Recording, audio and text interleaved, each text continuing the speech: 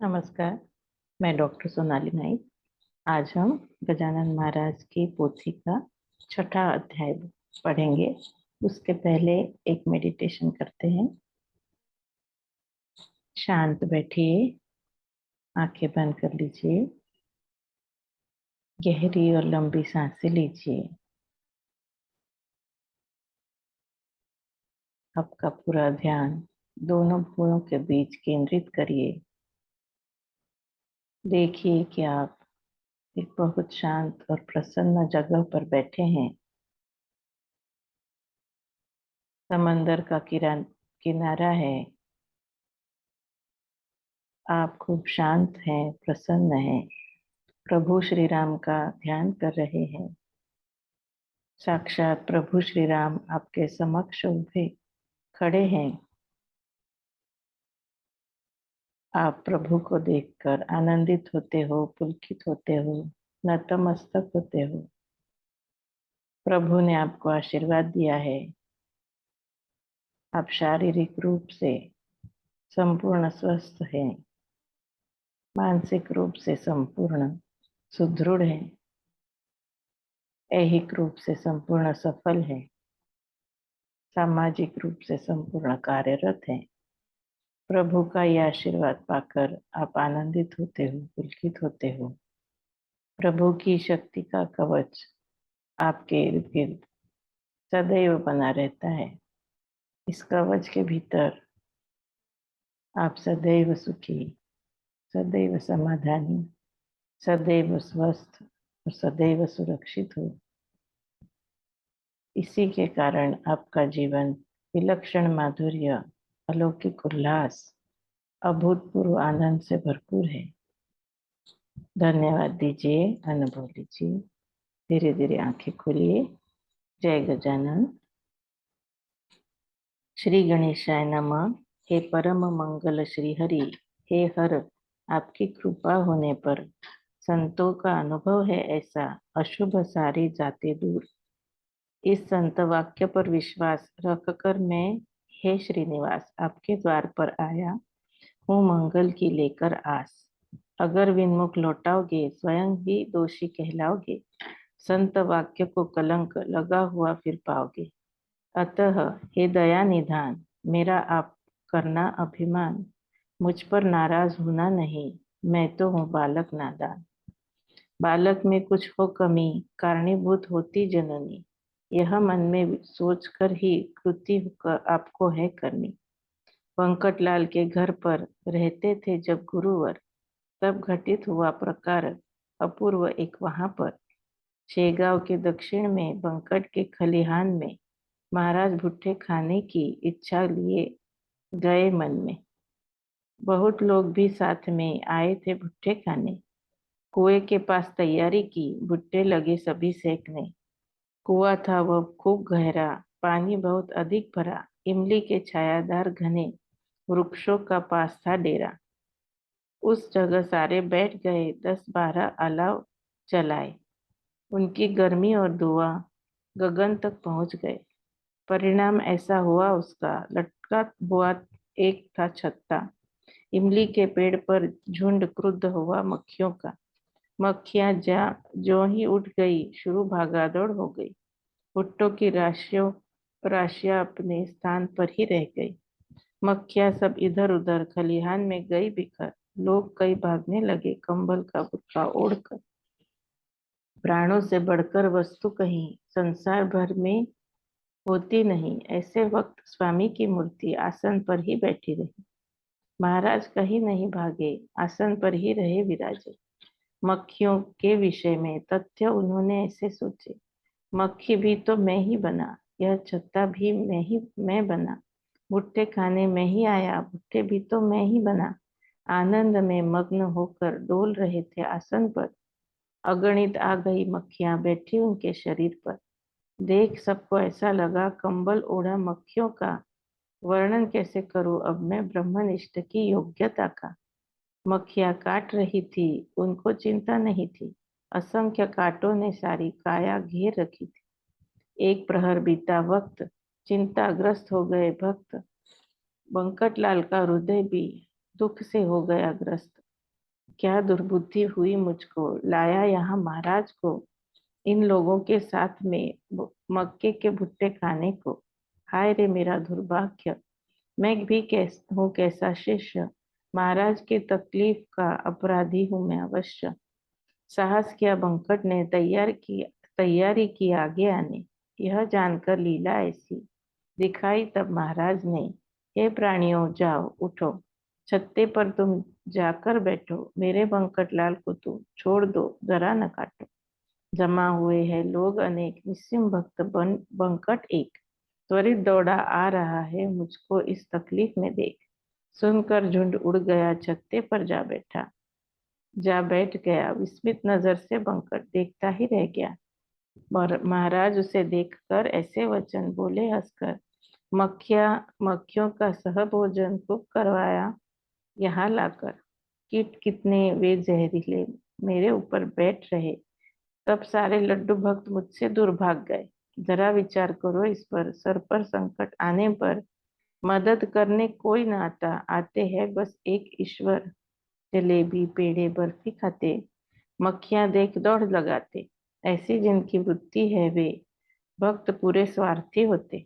बंकटलाल ने इस पर ऐसा किया मधुरोत्तर, सुनार को बुलाऊं क्या, कांटों को खींचने ऊपर, महापापी मैं गुरुराज, तकलीफ दी कितनी आज, यहाँ आपको ले आया और मक्खियों का फैला राज। हे जग के तारणहार, उभर आई ग्रंथियां अपार, इलाज कुछ बताइए अब इसका, करने को परिहार। सुनकर बच्चन बंकट का उत्तर था यह महाराज का, इसमें विशेष बात नहीं, स्वभाव ही है डसना उनका। मुझे कभी बाधा उसकी जरा भी नहीं हो सकती, क्योंकि जान गया हूं मैं सच्चिदानंद ही बने मक्खी, वे ही मक्खी बन गए, वे ही मुझ में समा गए, पानी ही पानी को सुन, दुख कभी न पहुंचाए। ब्रह्म ज्ञान सुन लिया, बंकटलाल मौन रहा, कांटे निकालने हेतु सुनारों को बुला लिया। सुनार आए चिमटे लेकर, ढूंढने लगे कांटे तन पर, जगह जगह जो फंस गए थे मक्खियों के काटने पर। महाराज ने कहा उन्हें, कांटे दिखेंगे ना तुम्हें, व्यर्थ होंगे यत्न तुम्हारे, नयन देख न सकते इन्हें, कांटे निकालने चिमटे की आवश्यकता नहीं जरा भी, इस बात का प्रमाण दिखाता हूँ तुम्हें अभी। कहकर चमत्कार किया, वायु को अंदर रोक लिया, फंसे स्थान से बाहर फिर हर एक कांटा निकल गया। चमत्कार देख लिया, मन प्रसन्न हो गया, जन समुदाय स्वामी का अधिकार समझ गया। बाद में भुट्टे सेक लिए और सभी ने ग्रहण किए, सूर्यास्त के समय सारे अपने अपने घर गए। अस्तु। अन्य एक प्रसंग में महाराज गए आकोट में, उनके जो बंधु थे उन नरसिंह जी से मिलने। यह कोतशा अल्ली का शिष्य मराठा जाति का भक्तिबल से बन गया था कंठमणि श्री विठल का। उन नरसिंह जी का चरित्र कहता है भक्त लीलामृत, यहाँ जरूरत नहीं उसके वर्णन की, थम्ब। शेगांव से थोड़ी दूर पर आकोट नाम का एक नगर ईशान्य दिशा में बसा है, 18 कोस पर। मनोवेग का सजाया वारू, बैठ गए उस पर सदगुरु श्री गजानन महाराज थे, पदनतों के कल्पतरु। आकोट के सानिध्य में एक सघन अरण्य में नरसिंह जी रहते थे, नितांत एकांतवास में। पूरा निर्जन था अरण्य, महाभयंकर दारुण, नाना प्रकार के वृक्ष थे, निम्ब अश्वत्थ रातांजन, लताएं विविध जाति की वृक्षों को घेर लेती थी, असंख्य नाग और सर्पों ने बिलों में बस्ती कर ली थी। ऐसे उस वन में गहन नरसिंह जी करते विचरण, अतः सहसा उनसे मिलने जा पहुंचे श्री गजानन।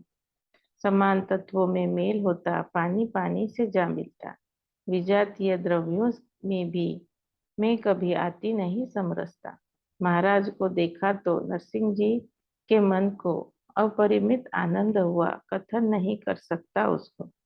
एक ही है हरि और हर, चलते बोलते परमेश्वर, एक ही है रामचंद्र और देवकी वासुदेव कुमार। एक मुनि वशिष्ठ, एक पाराशर ऋषि श्रेष्ठ, एक किनारा गोदा का और एक ही जानकी तट, एक कोहिनूर हीरा, एक कौस्तुभ मणि न्यारा, एक है वैनतेय, एक है अंजनी तनय दुलारा। दोनों वहां मिल गए और प्रफुल्लित हो गए। हाल चाल जानने को एक आसन पर बैठ गए। अनुभव जो अब तक लिए एक दूसरे को कथन किए। नरसिंह, तूने प्रपंच में ही रहकर कार्य उत्तम किए। मैंने उनका त्याग किया, योग का स्वीकार किया, सच्चिदानंद तत्व का सदैव ही विचार किया।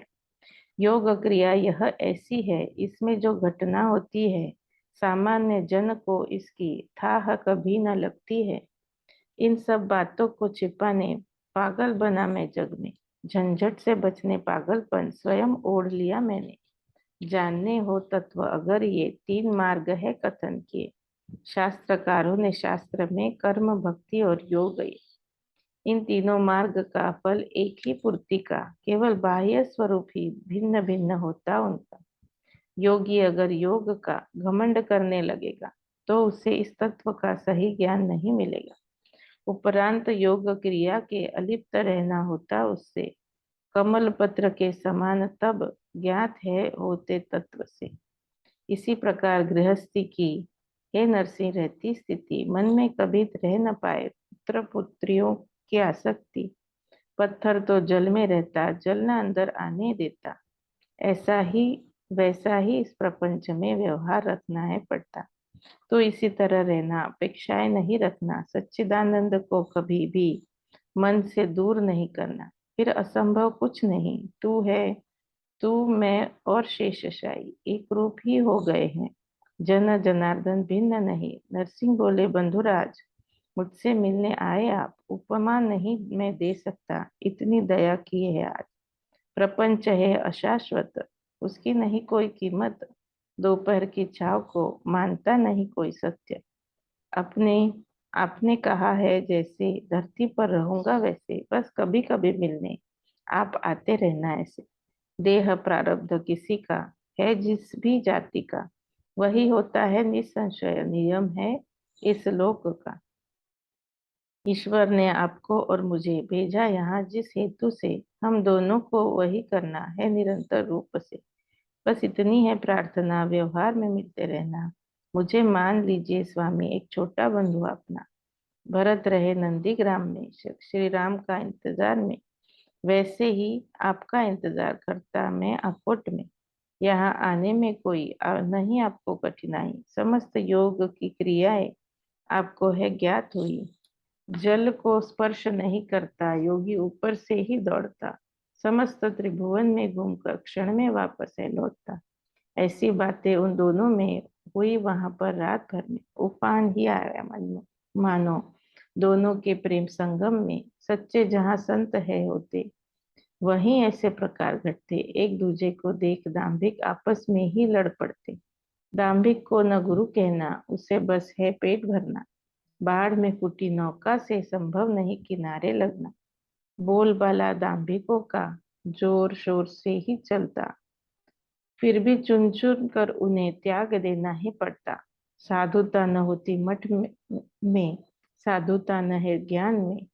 स्वानुभव की बात है यह, होती नहीं यह कवित्व में।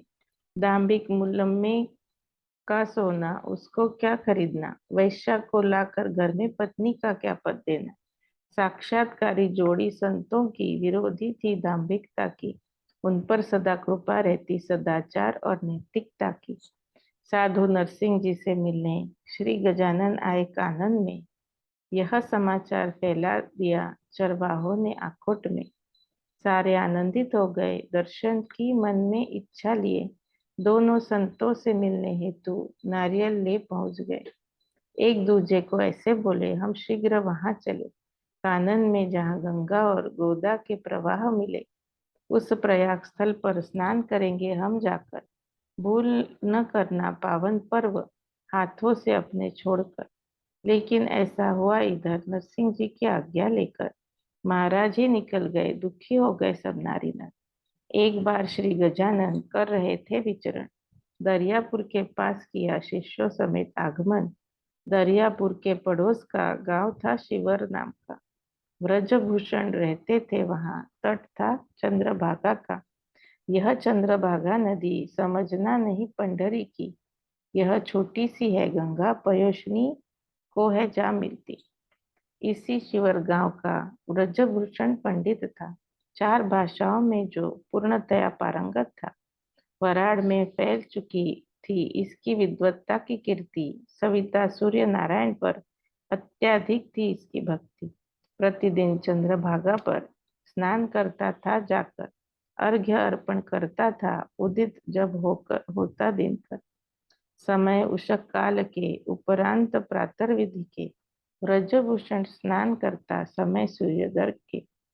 जल भी अतिशीलता रहता, पर यह पंडित कठोर कर्मठ था। विद्वानों में यह विशेष रूप से सम्मानित था। उस शिवर ग्राम में महाराज आए घूमने, मानो व्रजभूषण को उसके तप का फल देने। चंद्रभागा के तट पर बैठे जाव कर गुरुवर आ पहुंचे स्नान हेतु व्रजभूषण वहां पर। प्रभात की बेला थी, प्रकाशित हर दिशा थी। रुक रुक कर कुक्कट की ध्वनि सुनाई देती थी। चातक भारद्वाज नभचर उड़ान भर रहे थे सादर। सूर्य के वे आए सामने पूर्व दिशा को लक्ष्य कर। सूर्योदय जब हो गया तम दूर तक भाग गया, मानो सभा में पंडित आया और मूर्ख चला गया। ऐसे मंगल प्रभात में स्वामी तट के रेत में बैठे हुए डोल रहे थे, लीन ब्रह्मानंद में। साथ जो शिष्य मंडली थी बैठी वृत्ताकार थी, मानो वे किरणें ही थी गजानन भास्कर की। जिस समय ब्रजभूषण ने देखा ऊपर अर्घ्य देने, इस ध्यान सविता के ही साक्षात दर्शन किए उसने। सूर्य समान सतेज कांति, अजान बाहु देखी मूर्ति, नासाग्र के ऊपर ही दृष्टि स्थिर हुई थी जिसकी। ऐसा पुरुष देखकर व्रजभूषण हर्षित होकर दौड़ गया आया पास उनके, संध्या की सामग्री लेकर अर्घ्य चढ़ाया चरणों पर गजानन महाराज के सत्वर, और परिक्रमा भी कर ली श्रद्धा पूर्वक चारों ओर। मित्राय नमः, सूर्याय नमः, भानवे नमः, खगाय नमः, ऐसे 12 नाम लेकर सूर्य नमस्कार किए वहां। फिर आरती उतारी उसने श्री गजानन के अंत में। न्यूनता नहीं आने दी थोड़ी सी भी पूजन। समस्त पूजन के उपरांत दंडवत किया साक्षात साष्टांग। मुख से प्रारंभ कर दिया महाराज का गुणगान। आज हुई है फल प्राप्ति निरंतर तपाचरण की, अभिलाषा पूर्ण हुई है आपके चरण दर्शन की। प्रतिदिन देता था अर्घ्य, पूजता था नभ का सूर्य। ज्ञान निधि योगी के आज दर्शन का है पावन पर्व। हे जगत चालक ज्ञान राशि पूर्ण ब्रह्म, युग युग में ऐसे कितने लेते हो जन्म। दर्शन से आपके हम है भयभुक्त, धन्य होइए गजानन गुरु मुझ पर प्रसन्न। मनोगत व्यक्त किया, स्तवन उनका पूर्ण किया। योगी ने फिर पंडित को आलिंगनबद्ध किया। माँ देखे जब बालक को लगा लेती हृदय को, ऐसे उसी प्रकार महाराज ने लगा लिया ब्रजभूषण। फिर उसके माथे पर रखा अपना वरद कर, आशीर्वाद दिया उसे। जय जयकार का निरंतर। बोले कर्म मार्ग छोड़ना नहीं, विधि को व्यर्थ मानना नहीं, लेकिन उसमें मन से कभी लिप्त तुम होना रहना नहीं। कर्म कर जो फल को त्यागता, उसे घनश्याम प्राप्त होता। कर्म करने का मल उसे कदापि नहीं लगता। अब तुम घर पर जाना, मेरे वचन याद रखना और प्रतिदिन ध्यान में मेरे दर्शन कर लेना। इस प्रकार उपदेश किया, श्रीफल का प्रसाद भी दिया। व्रजभूषण को स्वामी ने फिर शेगांव को प्रस्थान किया। पूर्व काल में यह शेगांव कहलाता था शिवगांव। अपभ्रंश शिवगांव का बाद में हो गया शेगांव। वहां वराड़ प्रांत में यही नाम है प्रचलन में। 17 पाटिल रहते थे इस एक ही ग्राम में। महाराज शेगांव चले गए लेकिन स्थिर नहीं रहे। जब जहां मन में आए सदैव घूमते ही रहते। मलकापुर, आकोट, अकोली, कहाँ तक लिखूं नामावली। नभ के सितारों की गिनती कभी किसी से है कर ली। ज्येष्ठ आषाढ़ मास गया, श्रावण का आगमन हुआ। हनुमान जी के मंदिर में उत्सव था प्रारंभ हुआ। मंदिर यह मारुति का शेगांव में भव्य था। यहाँ का हर एक पाटिल मारुति का भक्त था। रस्सी की घास के गट्ठर पर वैसी पाटिल की गांव पर पकड़ रहती। सब लोगों का विश्वास रहता है उन पर।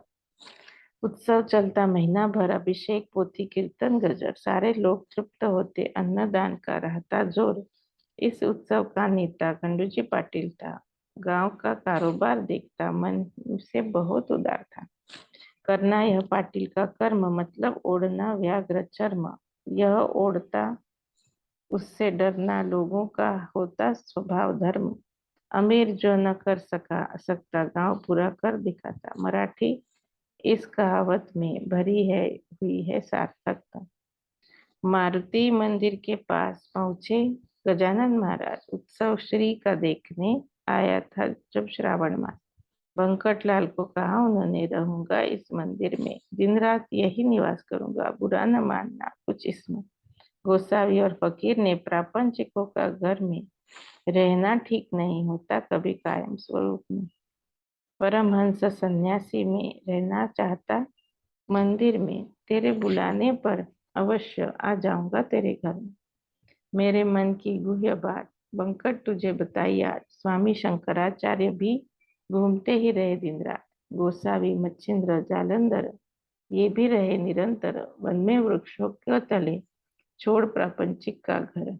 छत्रपति राजा शिवाजी प्राणों की लगाकर बाजी, यवनों पर भारी पड़ा, हिंदुत्व की लाज रखी। उस शिव छत्रपति का श्री रामदास पर प्रेम था, लेकिन सज्जनगढ़ पर ही समर्थ का निवास था।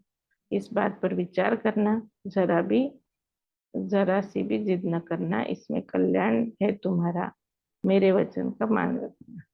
अंत में किसी प्रकार बंकटलाल साहूकार महाराज की बात मानने हुआ दुखी मन से तैयार। मंदिर में आए देख समर्थ हो गया भक्तों को हर्ष। भास्कर पाटिल वहीं रहा महाराज के सेवा। यह दासगणु विरचित श्री गजानन विजय ग्रंथ संत चरणों की सेवा का मुमुक्षु को दिखाए पंथ। शुभम भवतु श्री हरिहरार्पणमस्तु इति श्री गजानन विजय ग्रंथस्य अष्टोध्याय समाप्त।